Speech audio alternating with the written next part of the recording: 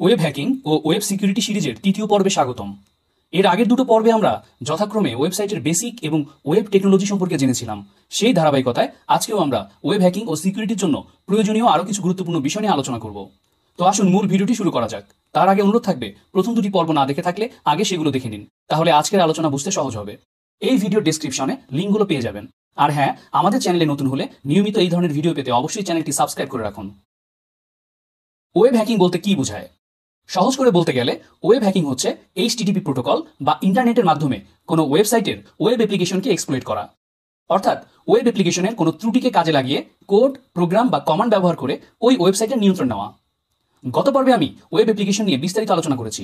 সেখানে আমি দেখিয়েছি ওয়েব অ্যাপ্লিকেশনগুলো ব্রাউজারের মাধ্যমে সার্ভারে থাকা ওয়েব পেজ এবং ইউজারের মধ্যে একটি ইন্টারফেস হিসেবে কাজ করে থাকে। ওয়েব অ্যাপ্লিকেশন যেহেতু ইন্টারনেটের মাধ্যমে অ্যাক্সেসযোগ্য পাবলিক সার্ভারে হোস্ট করা থাকে, তাই যে কেউ ইন্টারনেট অথবা ইন্টারনেটের মাধ্যমে ওয়েব অ্যাপ্লিকেশনগুলো অ্যাক্সেস করতে পারে। আর এসব অ্যাপ্লিকেশনের graphical interface manipulating, URI tampering কিংবা HTTP এলিমেন্ট এক্সপ্লয়েটের মাধ্যমে ওয়েবসাইট হ্যাক করতে পারে।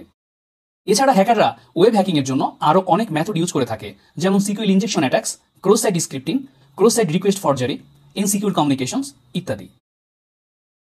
ওয়েব হ্যাকিং ঝুঁকি। বর্তমান সময়ে অধিকাংশ প্রতিষ্ঠানের বিজনেস ও সার্ভিস অনলাইন নির্ভর হয়ে গেছে। ব্যাংক ও অন্যান্য আর্থিক প্রতিষ্ঠানগুলো অনলাইনে গ্রাহক সেবা দিচ্ছে। তাই সাম্প্রতিক সময়ে এসব প্রতিষ্ঠানের ওয়েবসাইটগুলো হয়ে উঠেছে হ্যাকারদের প্রধান টার্গেট।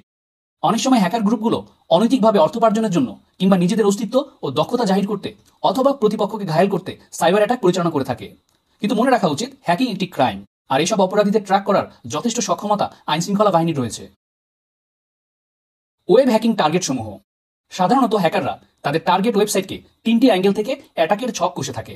এই তিনটি হলো: 1 ওয়েব সার্ভার, 2 ওয়েব অ্যাপ্লিকেশন এবং 3 ওয়েব ইউজার। Web server. প্রতিটি ওয়েবসাইট একটি হোস্টিং বা রিমোট সার্ভারে থাকে, আর এই সার্ভারের কোনো ওপেন পোর্ট বা নেটওয়ার্ক ভালনারেবিলিটি অথবা কোনো সার্ভিস ত্রুটিকে কাজে লাগিয়ে হ্যাকার সার্ভারে আনঅথরাইজড অ্যাক্সেস নিতে পারে।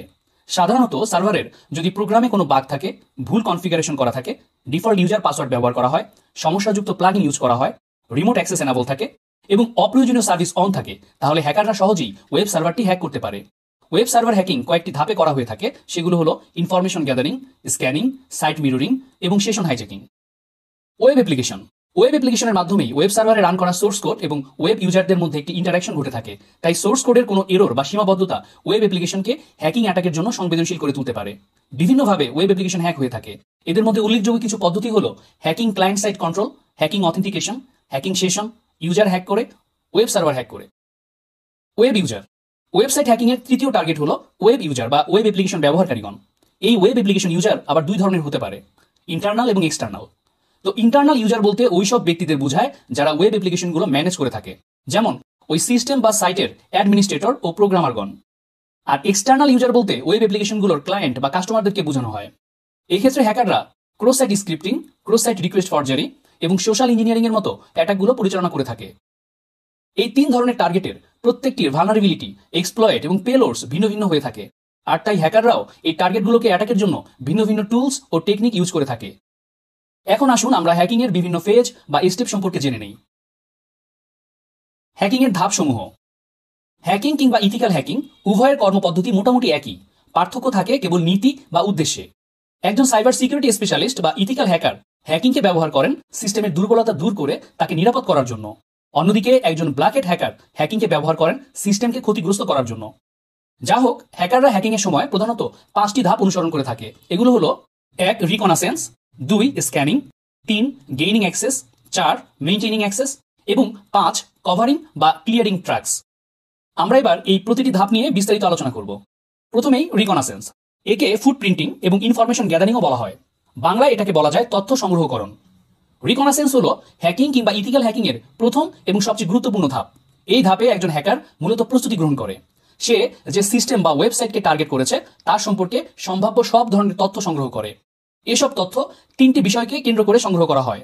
এগুলো হলো নেটওয়ার্ক, হোস্ট এবং সিস্টেম সংশ্লিষ্ট লোকজন। অর্থাৎ টার্গেট সিস্টেম বা ওয়েবসাইটটি যে নেটওয়ার্ক এবং হোস্টে আছে তার সম্পর্কে তথ্য সংগ্রহ করা হয়, এবং যেসব এমপ্লয়ি ওই সিস্টেমে দায়িত্বরত আছে তাদের সম্পর্কেও তথ্য জড়ো করতে হয়। এছাড়া ফুটপ্রিন্টিং বা তথ্য সংগ্রহ দুইভাবে হয়ে থাকে। এগুলো হলো অ্যাক্টিভ ফুটপ্রিন্টিং এবং প্যাসিভ ফুটপ্রিন্টিং। অ্যাক্টিভ ফুটপ্রিন্টিং বা প্রত্যক্ষ তথ্য সংগ্রহ। টার্গেট সিস্টেম বা সাইটে সরাসরি ইন্টারঅ্যাক্টের মাধ্যমে যখন তথ্য সংগ্রহ করা হয় তখন তাকে বলে অ্যাক্টিভ ফুটপ্রিন্টিং। অ্যাক্টিভ ফুটপ্রিন্টিং এর জন্য যেসব টুল প্রয়োজন হয় তার সবগুলো একসাথে প্যারট কিংবা কালি লিনাক্সের মতো অপারেটিং সিস্টেমে ইনস্টল অবস্থায় পাওয়া যায়। এক্ষেত্রে বহুল ব্যবহৃত টুলগুলো হলো Nmap, ping, traceroute, Netcat, Wireshark, OpenVAS, sqlmap, DNS recon, WP scan, Nikto, DirBuster ইত্যাদি। প্যাসিভ ফুটপ্রিন্টিং আর সরাসরি টার্গেট সিস্টেম বা সাইটে টুলের মাধ্যমে স্ক্যান না করে যদি টার্গেট সংক্রান্ত তথ্য তাদের পাবলিক সাইট বা সোশ্যাল মিডিয়া থেকে সংগ্রহ করা হয় তখন তাকে বলে প্যাসিভ ফুটপ্রিন্টিং। বাংলায় এটাকে আমরা বলতে পারি পরোক্ষ তথ্য সংগ্রহ। প্যাসিভ ফুটপ্রিন্টিং এ ব্যবহৃত কিছু গুরুত্বপূর্ণ টুল হলো whois, Shodan, nslookup, DNS recon, বেলাটি, DNS scan, Google dork, Netcraft, OSINT framework, বিভিন্ন সোশ্যাল মিডিয়া ইত্যাদি। ওয়েবসাইট ফুটপ্রিন্টিং এর সময় প্রথমত যে তথ্যগুলো সংগ্রহ করা হয় সেগুলো হচ্ছে হুইজ ডিটেলস, কোন অপারেটিং সিস্টেম রয়েছে তার ডিটেলস, সিস্টেমে ব্যবহৃত সফটওয়্যার এবং তাদের ভার্সন, ওয়েবসাইটের সাবডোমেইন সমূহ, সিস্টেম ফাইল নেম এবং ফাইল পাথ, স্ক্রিপ্টিং প্ল্যাটফর্ম বা ওয়েবসাইটটি সিএমএস হলে তার ডিটেলস এবং সাইট সংশ্লিষ্ট স্থান ও ব্যক্তিদের কন্ট্যাক্ট ডিটেলস। এবার আসুন দেখি কিভাবে এসব তথ্য সংগ্রহ করা হয়। হুইজ হুইজ হচ্ছে একটি পাবলিক ডেটাবেস যেখানে রেজিস্ট্রেশন করা সব ডোমেইন নেমগুলো সংরক্ষণ করা হয়। যে কোনো ওয়েবসাইট সম্পর্কে প্রাথমিক তথ্য সংগ্রহের জন্য এই ডেটাবেসের সাহায্য নেওয়া হয়। হুইজ সাইটে গিয়ে টার্গেট ওয়েবসাইটের অ্যাড্রেস লিখে সার্চ দিলে তার domain name server, registered email address, যোগাযোগের ঠিকানা, মোবাইল নম্বর ইত্যাদি ইনফরমেশন পাওয়া যায়। অবশ্য ওই টার্গেট ওয়েবসাইটের অ্যাডমিন যদি কোনো বিশেষ তথ্য প্রাইভেট করে রাখেন তাহলে সেটা এখানে পাওয়া যাবে না। ওয়েবসাইট তথ্য সংগ্রহের একটি বড় উৎস হলো টার্গেট ওয়েবসাইটটি নিজেই, কারণ প্রতিটি প্রতিষ্ঠানের ওয়েবসাইটে তাদের নিজেদের সম্পর্কে অনেক তথ্য সরবরাহ করা থাকে। এখান থেকে হ্যাকাররা বিভিন্ন ইনফরমেশন কালেক্ট করে থাকে। এছাড়া Google map, social networking site বা সামাজিক যোগাযোগ মাধ্যম থেকেও তথ্য সংগ্রহ করা যায়। গুগল ডর্ক এটি বিশেষ উদ্দেশ্যে গুগল সার্চ ইঞ্জিন ব্যবহারের একটি কৌশল। গুগল ডর্ক ব্যবহার করে অনেক গুরুত্বপূর্ণ তথ্য বের করে আনা সম্ভব যা ওয়েবসাইটের নিরাপত্তা ঝুঁকির কারণ হতে পারে। টার্গেট ওয়েবসাইটের তথ্য সংগ্রহের জন্য builtwith.com, archive.com এর মতো সাইটও সাহায্য নেওয়া যায়। এছাড়া Maltego, web spider, WhatWeb, website watcher, web data extractor কিংবা বিভিন্ন স্ক্র্যাপিং সফটওয়্যার ইউজ করা যায়।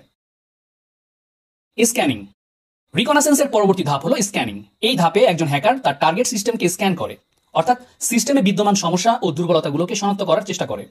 যেমন সিস্টেমের কোন পোর্টগুলো ওপেন আছে, কোন সার্ভিস ওপেন আছে ইত্যাদি তথ্য সংগ্রহ করা হয়। আর এই কাজে বিভিন্ন ধরনের টুলস ইউজ করা হয়। স্ক্যানিং তিন ধরনের হয়ে থাকে। প্রথমটি হলো পোর্ট স্ক্যানিং। এই পর্যায়ে খুঁজে দেখা হয় কোন কোন পোর্ট ওপেন রয়েছে, হোস্টে রান করা কোন কোন সার্ভিস ওপেন রয়েছে। এর জন্য বিভিন্ন টুলস ব্যবহার করা যায়। এর মধ্যে উল্লেখযোগ্য হলো এনম্যাপ। দ্বিতীয়টি হলো নেটওয়ার্ক স্ক্যানিং বা নেটওয়ার্ক ম্যাপিং। এখানে কোন নেটওয়ার্ক টপোলজি, রাউটার্স ইউজ করা হয়েছে, ফায়ারওয়াল আছে কিনা, হোস্ট সংক্রান্ত তথ্য, কি পিং করে রিপ্লে পাওয়া যায়, অ্যাভেলেবল কি আইপি আছে ইত্যাদি খুঁজে দেখা হয় এবং প্রাপ্ত এইসব তথ্যের আলোকে তার একটা নেটওয়ার্ক ডায়াগ্রাম তৈরি করা হয় যা হ্যাকিং এ গুরুত্বপূর্ণ ভূমিকা রাখে। নেটওয়ার্ক স্ক্যানিং এর জন্য বিভিন্ন টুলস রয়েছে। এর মধ্যে উল্লেখযোগ্য হলো নেটস্ক্যান টুলস প্রো। তৃতীয় স্ক্যানিংটি হলো ভালনারেবিলিটি স্ক্যানিং। এই পর্যায়ে দেখা হয় টার্গেট সিস্টেমের কোনো সিকিউরিটি হোল বা ভালনারেবিলিটিস আছে কিনা যা এক্সপ্লয়েট করা যাবে। ভালনারেবিলিটি স্ক্যানিং সাধারণত বিভিন্ন অটোমেটেড টুল দিয়ে করা হয়, যেমন নেসাস। গেইনিং অ্যাক্সেস হলো রিকনাসেন্স এবং স্ক্যানিং করে যে তথ্য সংগ্রহ করা হয়েছে সেই তথ্যগুলো দিয়ে সিস্টেমে প্রবেশ করা। এই ধাপে হ্যাকার তার সংগ্রহ করা তথ্যের ভিত্তিতে বিভিন্ন হ্যাকিং টুল ও মেথড প্রয়োগ করে টার্গেট সিস্টেম বা নেটওয়ার্কে ঢুকে পড়ে। সিস্টেমে প্রবেশের পর হ্যাকার তার অবস্থানকে অ্যাডমিনিস্ট্রেটর লেভেলে উন্নীত করে এবং প্রয়োজনীয় অ্যাপ্লিকেশন ইনস্টল করে অথবা ডেটা পরিবর্তন বা গোপন করে। গেইনিং অ্যাক্সেস করার জন্য হ্যাকাররা বিভিন্ন ধরনের টুলস ব্যবহার করে থাকে। এর মধ্যে গুরুত্বপূর্ণ একটি টুলস হলো মেটাএক্সপ্লয়েট। মেইনটেইনিং অ্যাক্সেস সিস্টেমটি ভালনারেবল শুধু এটা দেখানোর জন্য একজন হ্যাকার সিস্টেম ব্রেক করতে পারে, যেমনটা একজন ইথিক্যাল হ্যাকার করে থাকে আর কি। আবার ওই হ্যাকার যদি ব্ল্যাক হ্যাট হয় আর তার খারাপ উদ্দেশ্য থাকে তাহলে সে একবার লগ ইন করেই ক্ষান্ত হবে না, বরং অ্যাডমিনের অগোচরে ওই সিস্টেমে নিয়মিত আসা যাওয়ার একটা গোপন পথ তৈরি করে রাখবে। এটা সে করবে সিস্টেমের মধ্যে কোনো ট্রোজান, রুটকিটস অথবা অন্য কোনো ম্যালিশিয়াস ফাইল ইনস্টল করার মাধ্যমে। এর ফলে হ্যাকার সিস্টেমটি যে কোনো জায়গা থেকে মেইনটেইন করতে পারবে। টার্গেট সিস্টেমকে নিয়ে যে পরিকল্পনা তার রয়েছে তা সম্পূর্ণ না হওয়া অবধি এই অ্যাক্সেস সে মেইনটেইন করবে, আর এটাই মেইনটেইনিং অ্যাক্সেস। হ্যাকিং এর এই ধাপটি মূলত ম্যালওয়্যার বা ক্ষতিকর সফটওয়্যারের মাধ্যমে পরিচালনা করা হয়। এজন্য ম্যালওয়্যার হিসেবে সাধারণত virus, Trojan horse, spyware, ransomware ইত্যাদি ব্যবহার করা হয়ে থাকে। কভারিং ট্র্যাক্স বা ক্লিয়ারিং ট্র্যাক্স কোনো চোরই ধরা পড়তে চায় না, তাই হ্যাকাররাও হ্যাকিং অ্যাক্টিভিটির প্রমাণগুলো নষ্ট করে দেয় যাতে পরবর্তীতে কেউ তাকে ট্রেস করতে না পারে। যতবার কোনো সিস্টেমে লগ ইন করা হবে ততবারই লগ তৈরি হবে। হ্যাকার এই লগ ভ্যালুগুলো মডিফাই বা ডিলিট করে দেয়, তার ইনস্টল করা সকল অ্যাপ্লিকেশন আনইনস্টল করে দেয় এবং তার তৈরি করা ফোল্ডারগুলো ডিলিট করে দেয়। এটাকেই মূলত কভারিং বা ক্লিয়ারিং ট্র্যাক্স বলা হয়। এটি হ্যাকিং এর সর্বশেষ ধাপ। তো আজকের ভিডিওতে আমরা ওয়েব হ্যাকিং ও তার ধাপগুলো সম্পর্কে বিস্তারিত জেনেছি। আগামী পর্বে ইনশাআল্লাহ এই বিষয়ে আরো কিছু গুরুত্বপূর্ণ আলোচনা করব। তাই পরবর্তী পর্বগুলো দেখার আমন্ত্রণ জানাচ্ছি। আজকের পর্বটি ভালো লাগলে অবশ্যই একটি লাইক দিয়ে যাবেন। এখনকার মতো বিদায় নিচ্ছি, ধন্যবাদ।